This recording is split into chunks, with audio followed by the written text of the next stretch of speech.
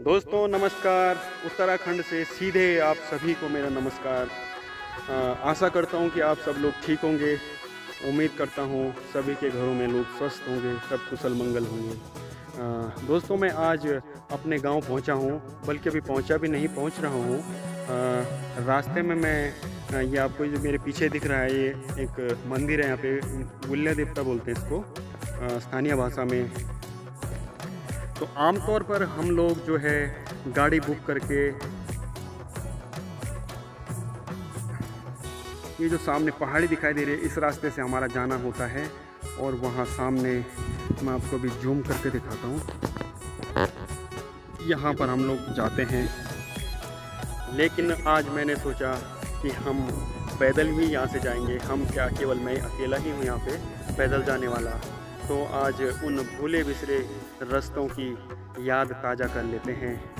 तो मैं आपको आज उन्हीं रास्तों से लेकर जा रहा हूँ, जिन रास्तों पर हमने कभी खूब आना जाना किया था। उन रास्तों पे हम कभी स्कूल गए थे। वो पुराने दिन, वो भूली बिसरी यादें एक बार फिर से मैं आप लोगों को दिखाना चाहता हूँ। मेरे पीछे आप लोग ये देख रहे होंगे, एक ये गोलू देवता का मंदिर है। गुल्ल्या देवता इसको स्थानीय भाषा में कहा जाता है। इसका मंदिर है। इसके पीछे ये बैकग्राउंड में एक पेड़ है, पतझड़ हुआ होगा, अभी इसमें नई नई कोपलें आ रही हैं। तो अभी ये 2-4 दिन में घना हो जाएगा। ये हमारा, ये जो ऊपर हमारे गांव के ऊपर नौगांव है, वहाँ का एक मंदिर है गुल्ल्या देवता। इसमें लिखा हुआ है ये किसने बनाया। श्री स्वर्गीय सचिव सुपुत्र स्वर्गीय श्री सदानंद कपटियाल शास्त्री का निधन 19 दिसंबर 1997 को हुआ। उनकी पुण्य स्मृति में गोरिल्ला मंदिर का जीर्णोद्धार उनके अग्रजों द्वारा किया गया। दोस्तों इसका मतलब है कि ये मंदिर यहाँ पे पहले ऐसे नहीं था। ये मंदिर यहाँ पे ऐसा एक झोपड़ी टाइप की थी, छोटी सी। और उसके बाद इसको इस तरीके से सीमेंट और आरसीसी का बनाया गया ये जो मंदिर है। तो चलिए दोस्तों, हम चलते हैं उस पैदल रास्ते पे। मैं आपको लिए चलता हूँ। इन्हीं रास्तों से होकर हम कभी गुजरा करते थे। अब देखते हैं कि वो रास्ते आने जाने लायक हैं कि नहीं। यहाँ पे आप एक पेड़ देख रहे हैं, स्थानीय भाषा में इसे खड़ीक का एक पेड़ है। एक बहुत ही घना पेड़। इसके नीचे एक गहरी छांव है, यहाँ पे आप देख सकते हैं। अब हम इन्हीं रास्तों से होकर गुजरते हैं आगे की तरफ।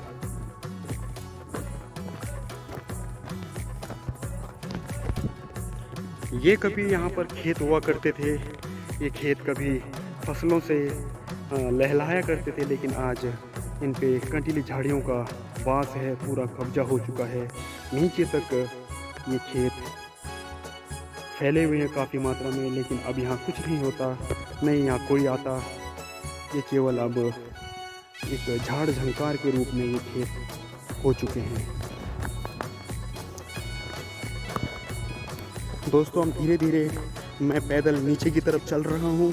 पैर कांप रहे हैं। न जाने कितने सालों बाद मैं इस रास्ते से होकर गुज़र रहा हूँ। मेरी यही इच्छा थी कि एक बार इस रास्ते को देखाऊं। पता नहीं दोबारा कभी मौका मिले न मिले, ये रास्ते रहें न रहें। ये रास्ते तो वैसे ही रहेंगे, लेकिन रास्तों की सूरत और सीरत दोनों चेंज हो चुकी होगी।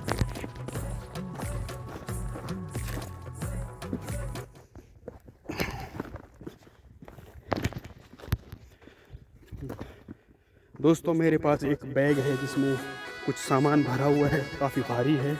और इन उतराई वाले रास्तों में चलना बहुत मुश्किल हो रहा है, पैर कांप रहे हैं। आप ये देख सकते हैं चीड़ का पेड़, इसके नीचे भी एक अच्छी खासी छांव है।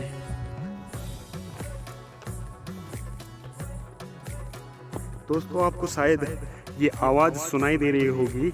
ये बहुत तेज़ हवा चल रही है, मंद एक बयार टाइप की जो हवा होती है, ठंडी हवा, बिल्कुल मन को सुकून और तन को शांति प्रदान करने वाली ये हवा। और इसी हवा की ये आवाज़ है, ये चीड़ के पेड़ द्वारा ये आवाज़ हो रही है। दोस्तों इसको तो आप जानते हो, इसको स्थानीय भाषा में छेती कहा जाता है, छूता या छेती।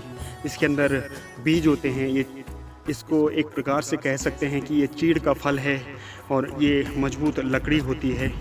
ये काठ टाइप का, ये बहुत मजबूत है, मतलब इसको आप ऐसे तोड़ नहीं सकते। ये बहुत सारे यहाँ पड़े हुए हैं अगल बगल।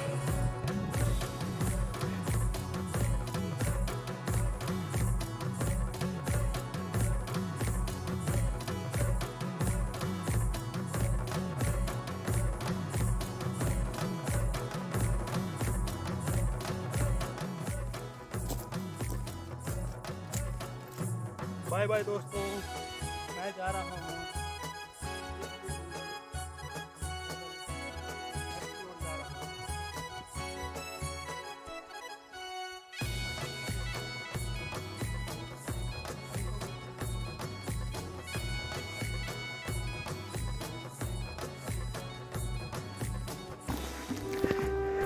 अभी पिछले महीने तक यहाँ पर पतझड़ का मौसम था, तो सारे पेड़ के पत्ते गिर चुके थे, खाली हो चुके थे पेड़। और अभी कुछ दिन पहले यहाँ पे बरसात हुई, बारिश आई, तो पत्ते फिर से नए पत्ते आना शुरू हुए हैं। इसलिए अभी छोटे छोटे कोपले आई हैं, तो छाया भी नहीं है कहीं पे। आप देख सकते हैं दोस्तों, मैं इस जंगल के रास्ते से अकेले जा रहा हूँ। ये ज़बरदस्त जंगल है, यहाँ पर बाघ, भालू और जंगली कई जानवर आपको मिल जाएंगे। ये देख सकते हैं आप दोस्तों, हवा चल रही है बहुत तेज़। ये तूफान नहीं है, केवल हवा है, बहुत अच्छी हवा, ठंडी ठंडी हवा।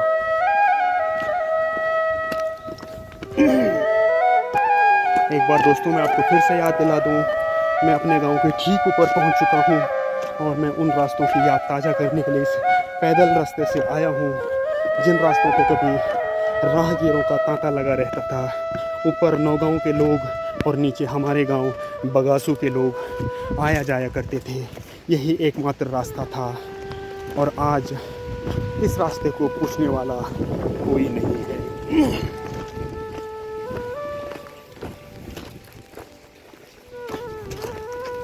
ये पेड़ आप देख रहे हैं, इन पे ये नए पत्ते आए हैं, अभी धीरे धीरे घने हो जाएंगे। अभी काफ़ी घने हो चुके हैं।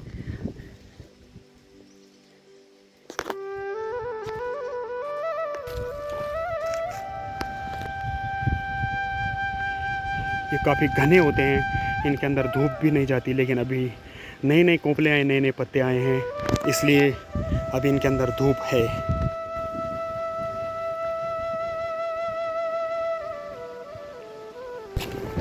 यहाँ पर ये कभी बरसात के पानी के लिए एक प्राकृतिक पानी जो होता है ऊपर से बहकर आता है, सारा पानी बह जाता है, उसको रोकने के लिए यहाँ पे एक हौद सी बनाई गई है।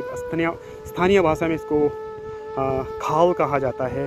तो ये खाल भी अब बंजर हो चुकी है, घास फूस इसके अंदर जम चुकी है। अब हम नीचे घर की ओर चलते हैं दोस्तों, ये जंगलों के बीच से होकर। ये दोस्तों आप देख रहे हैं, ये पाइप है, पाइपलाइन हमारे गांव के लिए ऊपर के गांव से होकर, पहाड़ी के टॉप से होकर ये पाइपलाइन गई। इस तरफ कुछ खेत हैं ये, और इधर ये साल के पेड़ इनको कहा जाता है। स्थानीय भाषा में तो इनको कंडार के पेड़ कहा जाता है। ये देख सकते हैं दोस्तों, ये बहुत सारे चीड़ के फल, ये छेंती जो मैंने आपको बताया था, बहुत सारी मात्रा में यहाँ पर गिरे हुए हैं। हो सकता है जो ग्वाले होते हैं, गाय वगैरह चराने के लिए यहाँ पे आते हैं, उन्होंने इनको आग में जलाकर खाया होगा। यहाँ पे ये पेड़ की छाया हो रखी है, साल के पेड़ की। फाइनली मैं अपने गांव के ऊपर पहुंच चुका हूं दोस्तों। अब यहाँ से हमारा गांव 7 या 800 नहीं, करीब 1 किलोमीटर की दूरी पर अभी भी है नीचे, लेकिन गांव यहाँ से दिखता है। आपको यहाँ से दिखेगा नहीं वैसे, इन झाड़ियों के बीच से, इन पेड़ों के बीच से। तो दोस्तों आज मैं उन रास्तों पर गया जिन रास्तों से होकर हम कभी आया जाया करते थे। मैंने उन रास्तों का आपको दीदार कराया। और आप लोग, कभी यहाँ पर खेत हुआ करते थे, ये खेत कभी फसलों से लहलाया करते थे, लेकिन आज इन पे कंटीली झाड़ियों का वास है, पूरा कब्जा हो चुका है। नीचे तक ये खेत फैले हुए हैं काफ़ी मात्रा में, लेकिन अब यहाँ कुछ नहीं होता, नहीं यहाँ कोई आता। ये केवल अब एक झाड़ झंकार के रूप में ये खेत हो चुके हैं। दोस्तों, हम धीरे धीरे मैं पैदल नीचे की तरफ चल रहा हूँ। पैर कांप रहे हैं। न जाने कितने सालों बाद मैं इस रास्ते से होकर गुज़र रहा हूँ। मेरी यही इच्छा थी कि एक बार इस रास्ते को देखाऊं। पता नहीं दोबारा कभी मौका मिले न मिले, ये रास्ते रहें न रहें। ये रास्ते तो वैसे ही रहेंगे, लेकिन रास्तों की सूरत और सीरत दोनों चेंज हो चुकी होगी।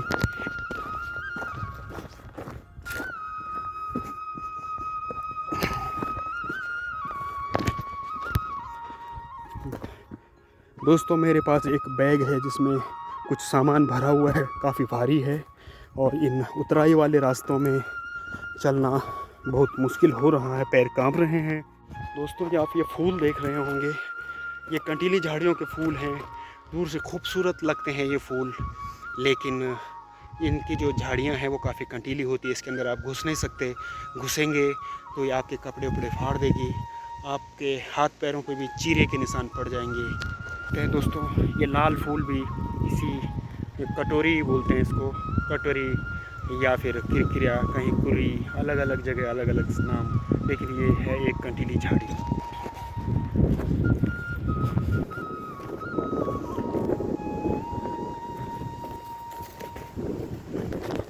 सामने सुदूर आपको वो पहाड़ी दिखाई दे रही है।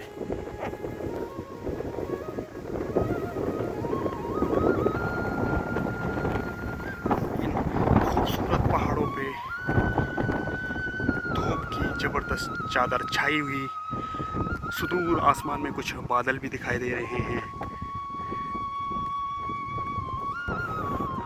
हमारे ऊपर ये चीड़ का पेड़ ज़बरदस्त आवाज़ कर रहा है। हवा काफ़ी मंद मंद बह रही है। आप देख सकते हैं ये झाड़ियाँ हिल रही हैं, इसका मतलब हवा काफ़ी तेज चल रही है।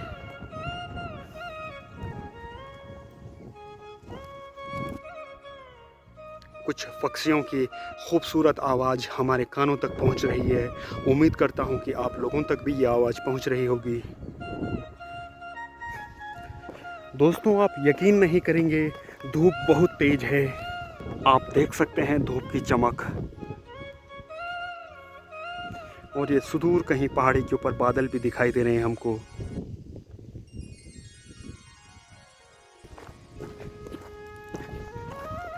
धूप काफ़ी तेज है, लेकिन धूप का एहसास नाम मात्र का हो रहा है। जबकि दिन दोपहर के, अभी मैं टाइम देखूं तो 12:30 के करीब टाइम हो चुका है। ये बहुत तेज़ धूप का समय होता है आमतौर पर, लेकिन यहाँ हमारे उत्तराखंड में ठंडी ठंडी हवा चल रही है। आपको देखने में भले ही ऐसा लग रहा हो कि लू चल रही होगी, लेकिन मैं एहसास कर पा रहा हूँ कि इस कड़ी धूप में ये हवा जो है सुकून देने वाली है। मैं आपको दिखाता हूँ। एक रास्ता ये है जो एक गांव की तरफ से आता है, और एक रास्ता हमारा ये ऊपर की तरफ जाता है। ये रास्ता गांव के बगल से निकलता है और सीधे साइड से होकर ऊपर बनेक की तरफ निकल जाता है। यहाँ से आप देख सकते हैं दोस्तों, इधर से वो रास्ता है जिधर से होकर मैं ऊपर से नीचे उतरा, और इधर की तरफ ये रास्ता गया है जो आपको दिखाई दे रहा है। ये सीधे गांव के बगल से होकर, साइड से होकर निकल जाता है। अब हम एक बार फिर से उतराई शुरू करते हैं, अपना रास्ता नापते हैं, उन भूली बिसरी यादों को एक बार फिर से ताज़ा करते हैं। वो रास्ते, वो बाटे घाटे, वो पहली जैसी बात अब नहीं रही, केवल यादों में ये समाहित हो जाएंगे। इसलिए मैंने सोचा कि एक बार दर्शन कराऊं उस रास्ते का, जिस रास्ते से होकर हम कभी अपने स्कूल जाया करते थे। उन भूली बिसरी यादों को अपनी वीडियो में समेट पाऊँ, यही मेरे लिए बहुत बड़ी बात है।